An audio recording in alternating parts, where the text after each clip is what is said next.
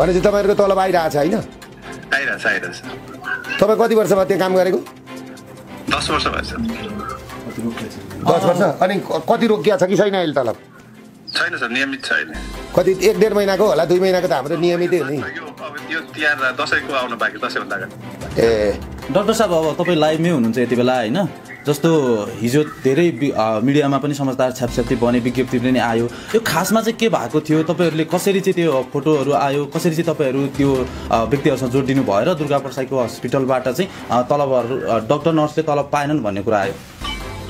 त्यो के हो, एउटा यो मिसअन्डरस्ट्यान्डिङ भएको थियो त्यो ड्युटी आवर र त्यो उसको बारेमा। अनि त्यो कुराको लागि छलफल भइरहेको थियो। छलफल भएर समाधान भइसकेको थियो। त्यो बिचमा बिचको एकजना मान्छे कसैले अनाधिकारिक मान्छेले अनि त्यो फोटो पोस्ट गरिदिनु भएछ। अनि त्यही फोटो चाहिँ सोसियल मिडियामा भाइरल भएको हो। जस्तो अहिले त्यस्तो समस्या त छैन नि तपाईँहरूको? जस्तो अन्त नर्सहरूले चाहिँ अब तलब नपाएर प्रोटेस्ट गरिरहेको बेला तपाईँहरूको हस्पिटलमा चाहिँ त्यस्तो समस्या छैन नि होइन? छैन, नर्सको त यहाँ राम्रो गरिदिनु भएको छ उहाँले।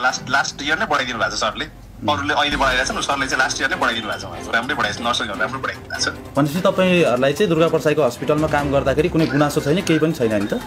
छैन, त्यस्तो गुनासो छैन। हस्, धन्यवाद।